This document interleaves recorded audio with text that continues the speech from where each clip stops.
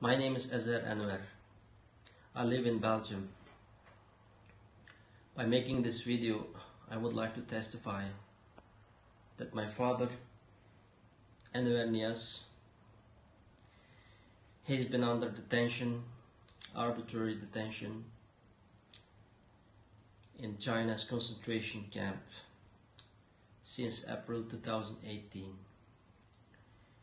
He has worked as a school teacher, a school principal,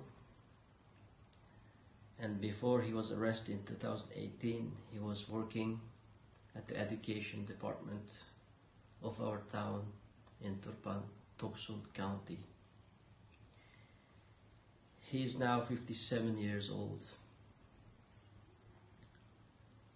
He has been a Communist Party member for more than 30 years.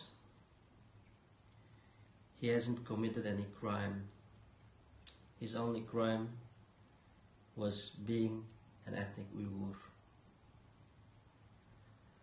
Please help me share this video. And I demand the Chinese government to immediately release my father. And I will not stop raising my voice until I see my father and I hear from my father. Thank you.